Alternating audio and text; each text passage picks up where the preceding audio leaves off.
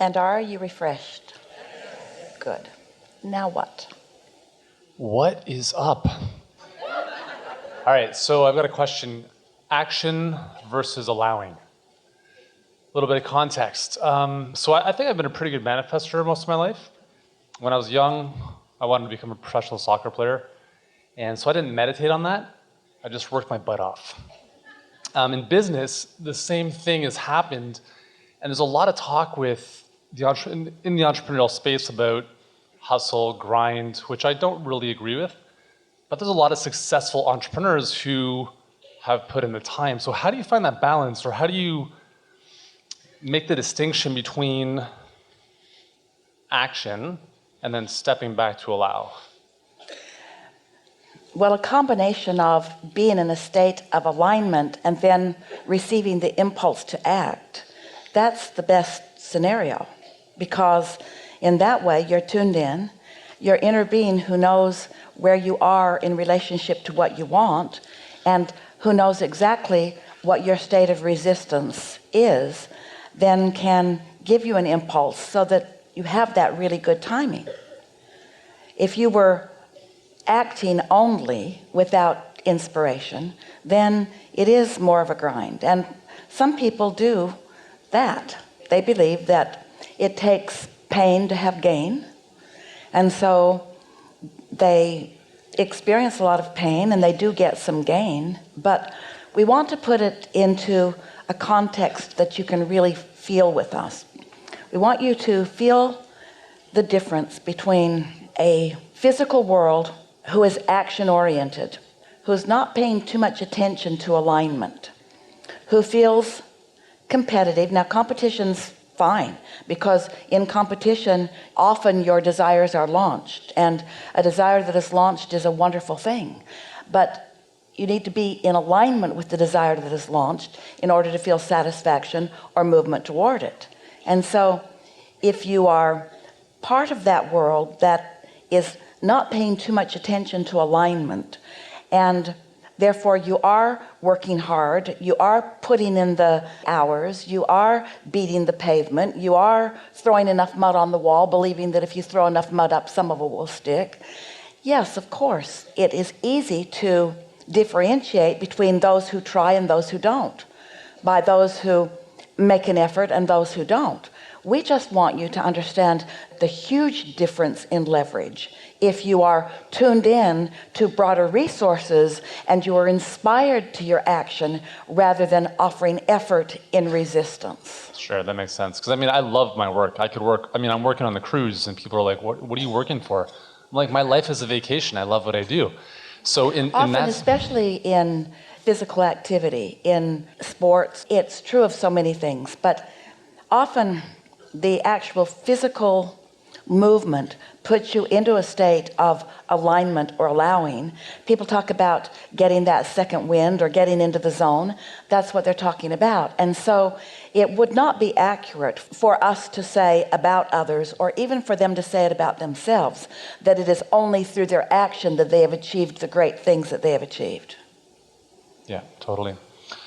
So another kind of a segue question from that is, we help a lot of healers and spiritual teachers and coaches, and two things come up. One is they're so tuned in to this whole it'll come when it's ready, and it's really held them back from taking action because they feel that they're kind of pushing against the allowing of stuff to happen. So it feels to you that they are not being directive enough of their own intentions, that they're just sort of whatever will be, will be? Exactly. So just, having that distinction of it's okay to have the effort, have the action, as long as it's aligned. This is a good way to have this discussion. So sometimes people ask even about the things that they've heard us say over time. Which is it, Abraham? Am I to be a deliberate creator and intend and script and tell the story the way I want it to be? Or am I to get into a state of allowing and just wait for the inspiration? Because it seems like contradictory messages. And that's when we remind you of the steps of creation, where the first step is ask, and contrast causes you to do that even without you knowing it. And the second step is that source lines it up. But if you didn't have the experience that caused you to ask, there wouldn't be anything to line up. And the thing that we've noticed about so many people is that if they hold themselves in that asking mode, because usually when someone is asking for something, they're asking for something that they believe they do not yet possess. And so the absence of what they want is what's dominant in their vibration. And so you can hold yourself in that holding pattern for a long, long time. If you're yearning for it and you really, really want it, and you're so aware that you don't have it, then there is not enough action in the world to compensate for that sort of resistance. And so that's why we're wanting to teach a little balance, that of course you want to ask, but you bring us to a discussion that is really worth having. So let's chew on this just a little bit for masters of creation like those of you who are gathered here. So let's talk about what much of the traditional world thinks of in business or even in sports. It's all around of setting goals and defining what you want and telling the universe what you want. Well, here's our vantage point of all of that. You have already, through the life that you've lived, done much more of that than you recognize. You have incrementally, with broad strokes and not such broad strokes, you have made your claim to what you want, and it is vibrationally underway. So step 1 and step 2 have already happened. Step 3 is you must find a way of not holding away from you the very thing that you've asked for. And so if you keep taking score, then you often keep renewing your awareness that it hasn't happened yet, which is not true, because it is in the process of happening. And so many people who are setting goals are looking for the manifestation of what they can see and hear and smell and taste and touch. And until they see it, they count it as a goal not yet achieved, when it isn't true. It's a goal underway. It's something in the process of already happening. We want you to let the way you feel be your measurement. And so going back to the very first thing that you said to us, we don't want you to be complacent and disinterested and bored. We want you to be eager and alert. We want you to be satisfied and more.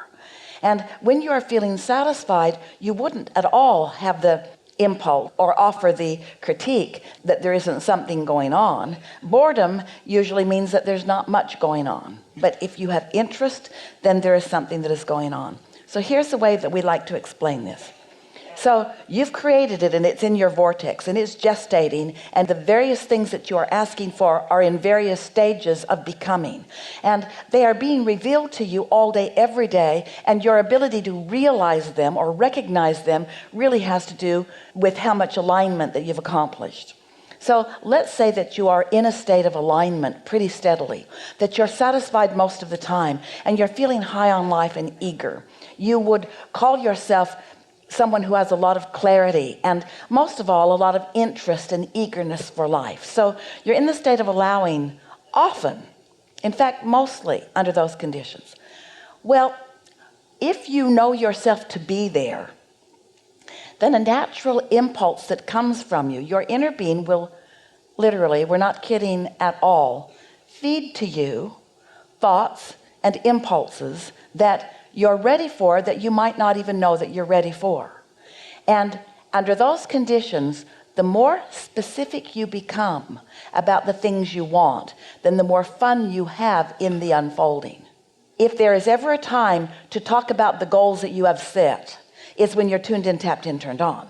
Because then you have that feeling of your hands in the clay.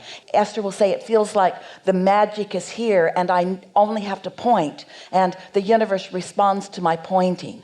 But you've got to get some energy moving, and you have to be well understanding of what that feels like for you to be tuned in, tapped in, turned on.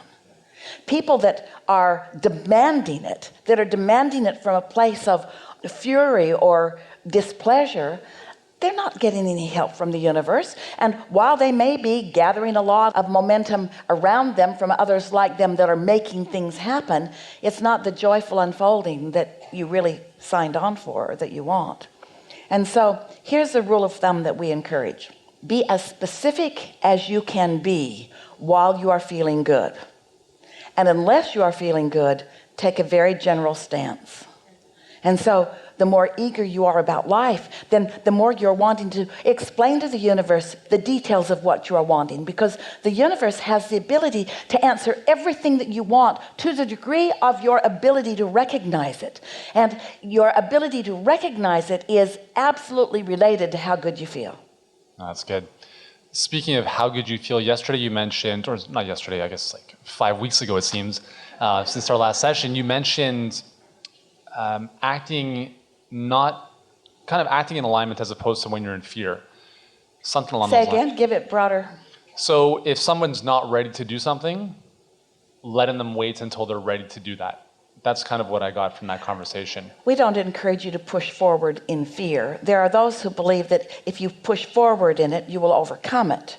The fun story that we've been telling for a while is if you're sitting on a park bench and you feel like there's a monster in the bushes, whether there is or not, get off the bench. Yeah.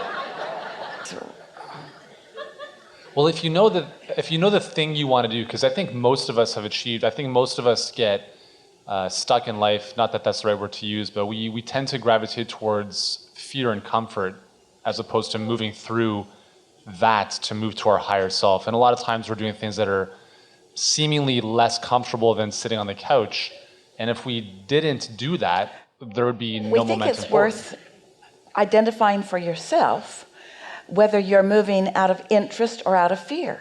Because the way you're presenting it to us is more like the action format, sitting on the couch or getting up and doing something. Well, we are not debating whether it's better to sit on the couch or whether it's to get up and do something. We're only talking about alignment, in which case sometimes you feel like sitting on the couch and it's the best thing to do, and sometimes you feel like getting up and doing something. But the operative word is not the action of sitting or standing, of staying or going. It's the inspiration from which you do one or the other. Sometimes the perfect thing to do is to sit on the couch and contemplate or cuddle or meditate or be well. Yeah, that makes sense. So it's really from the intention that it's coming from, or from the inspiration. It's the vibrational stance from which you make your intention. Yeah. Makes sense. Awesome. Thank you. Yes, indeed.